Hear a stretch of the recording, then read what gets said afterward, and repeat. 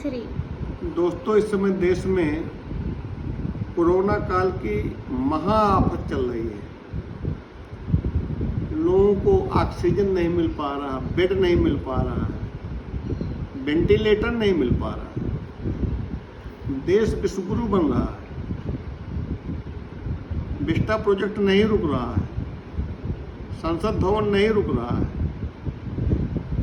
साहेब के लिए एक विदेशों से नवनिर्मित जहाज बनवा करके लाया गया जो अमेरिका की तर्ज पर।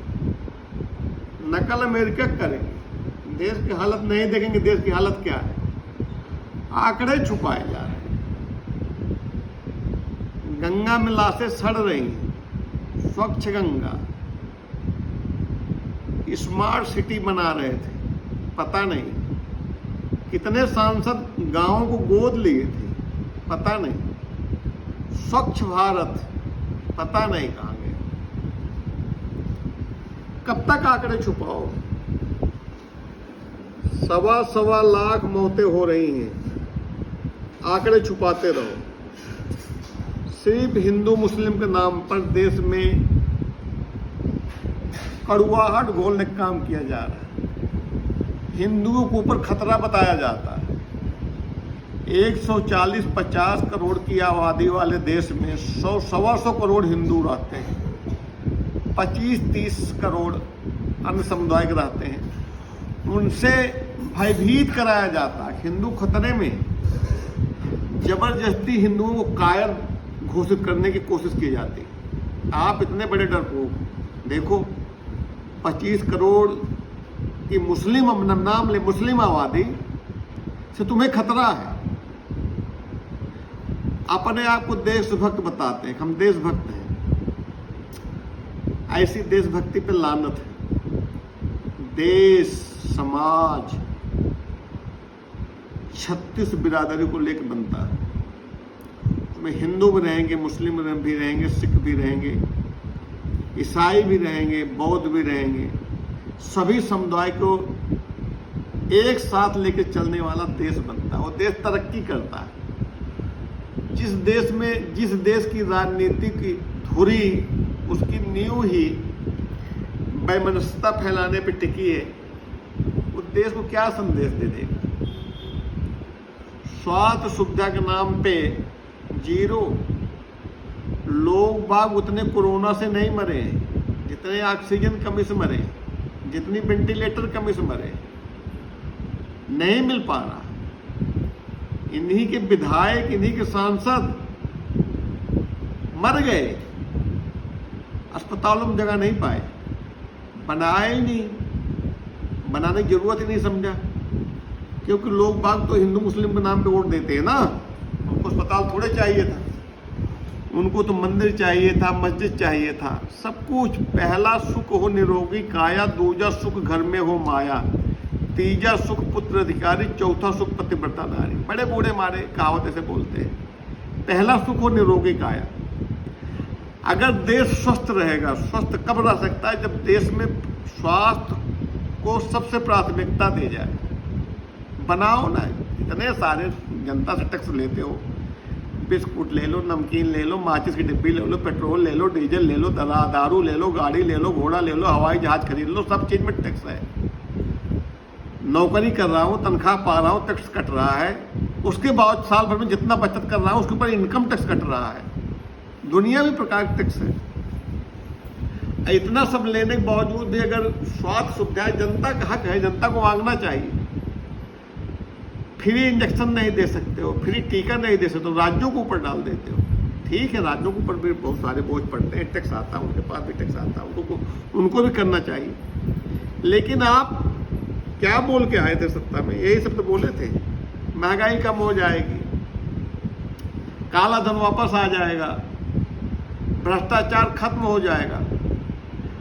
मैं चैलेंज करता हूं, एक भी सरकारी डिपार्टमेंट, गवर्नमेंट डिपार्टमेंट, कोई भी हो, किसी भी विभाग का हो, मैंने नाम, कहीं भी चले जाओ तो बिना पैसा दिए उसका काम नहीं हो सकता। पहले से ज्यादा नोटबंदी की, कितनी लोगों के शादी टूट गए, ब्याह टूट गए, लोग आत्महत्या कर ली। कितना काला धन आया, कोई जवाब देंगे। कीजिए तो साहब एक पीसी, पत्रकारों से निष्पक्ष पत्रकार बिठाइए, उनके सवालों का जवाब दीजिए, जो जनता के सवाल होंगे, जनता के मुद्दों के सवाल पूछे जाएंगे। मोदी मीडिया चैनल क्या, 10 चैनल खरीद लो। जब सारा टैक्स का पैसा चैनल खरीदने में, अपनी इमेज को बनाने में लगे रहोगे, कैसा त्याग। कहते हैं अभी भी कितने भक्त बहस करते हैं हमसे, अरे तुम तो देशद्रोही हो। सवाल कर दो देशद्रोही, सवाल कर दो पाकिस्तानी, सवाल कर दो तुम तो मुल्ले का औलाद। मैं भी हिंदू हूँ, हिंदू धर्म में आस्था रखता हूँ। हिंदू धर्म में आस्था रखना, हिंदू होना, हिंदू में ब्राह्मण होना, इन सबके पहले इंसान तो बन के दिखाओ। इंसान बनने की काबिलियत नहीं, हिंदू पहले बन जाते हो, मुस्लिम पहले बन जाते हो। मुल्ला बोलेंगे, मुल्ले जो है कठमुल्ले, इनका एक टीवी चैनल पर आता है, डिबेट में आता है, कठमुल्ले बोलता है, कठमुल्ले। अगर वही कठमुल्ला इनको उसी भाषा में पलट के जवाब देते क्या रह जाएंगे। लेकिन बेशर्मी की भी हद होती, कुछ भी कह लो, फर्क ही नहीं पड़ना इनको, कुछ भी कह लो, 20 जगह लताड़े जाते हैं। एक कांग्रेस के प्रोफेसर गौरव वल्लभ साहब हैं, विद्वान आदमी है, 5 ट्रिलियन पूछ लिए, 5 ट्रिलियन कितने जीरो हो गए। तो राहुल से पूछो, सोनिया से पूछो, क्या है राहुल गांधी, देश के प्रधानमंत्री हैं क्या जो राहुल गांधी से पूछो क्या है राहुल गांधी, देश के गृह मंत्री हैं क्या, पूछो नरेंद्र मोदी से, उनसे पूछो, अमित शाह जी से पूछो, राहुल गांधी क्या है, एक सांसद हैं, राहुल गांधी से पूछो, राहुल गांधी बताएंगे, पप्पू बताएंगे। अरे पप्पू अपने बाप को खो दिया इसी देश के लिए, अपने दादी को खो दिया इसी देश के लिए। जिस दिन पप्पू के पैर का धोने बन जाओगे ना, उस दिन देश को सिर पे लेकर डोलोगे, तूफान मचा खड़ा कर दोगे। वो तो कुछ किए नहीं हो, अंग्रेजों की दलाली किए हो, जब इतना घमंड है। अगर देश की स्वतंत्रता में तुम्हारा कोई इतिहास रहता तो तुम तो देश को सिर्फ उठा कर डोलते। वो तो कहीं तुम 3 में हो ना 13 में हो। अब मेरे समझ में आ गया, हम भी 2014 में वोट दिए थे साहब को, कि हमारे बड़े बूढ़े क्यों नहीं वोट देते थे इनको। इसीलिए नहीं देते रहे होंगे ना, हमसे ज़्यादा समझदार रहे होंगे, इसीलिए इनको नहीं चयन करते थे कि मैं मान गया कि वो लोग सही थे, हम गलत थे। हम युवा पीढ़ी पढ़ लिख करके गलत हो गए। कितने अंधभक्त कहते हैं अजी वो चोरी करेगा, किसके लिए करेगा, उसके पीछे आगे पीछे क्या है। अगर बीवी को छोड़ देना या अविवाहित होना ईमानदार की निशानदेही है, तो देश में बहुत सारे मुख्यमंत्री हुए जो विवाह ही नहीं किए। यही ममता बनर्जी शादीशुदा नहीं है, ईमानदार। मायावती भी शादी नहीं की थी, ईमानदार। जयललिता पूर्व मुख्यमंत्री होती थी, नहीं है।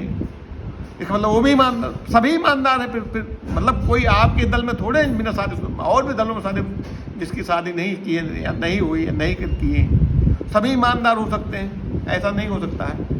ये कोई प्रमाण नहीं है कि शादीशुदा आदमी बेईमान। आप इसका मतलब ये जो शादीशुदा होता बेईमान होता है, जो पारिवारिक जीवन व्यतीत कर रहा है उसका मतलब बेईमान है, गलत है, झूठा है।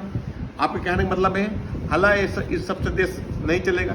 आज जो देश सेवा में दिन रात निरंतर निस्वार्थ भावना से लोगों की सेवा कर रहे हैं, उनके ऊपर आप झूठे मुकदमे डाल दे रहे हो, उनको जेल में बंद कर दे रहे हो, उनको प्रताड़ित कर रहे हो, CBI भेज कर उनको प्रताड़ना दे रहे हो। ये देश हित के लोकतंत्र के लिए खतरे की घंटी है। मैं आज भी रिक्वेस्ट करूंगा, हाथ जोड़ूंगा आपसे, जो देश सेवा कर रहा, निरंतर सेवा भाव से दिन रात मेहनत कर रहा है, उसको करने दीजिए। आपदा काल है, विपदा काल है, आप नहीं संभाल पा रहे हो देश को, आपके बस की बात नहीं, आप नहीं सुविधा दे पा रहे हो। वो कौन दे रहा, कहाँ से दे रहा, कहाँ से नहीं, मत करो वैसा साहब, मत करो। जनता है, आपके मन की बात भी दुनिया सुनती है। जिस दिन आपने जनता के मन की बात सुन लोगे ना, आप कुर्सी छोड़ खुद ही भाग जाओगे। फिर नेक्स्ट वीडियो में मिलेंगे। धन्यवाद, थैंक यू।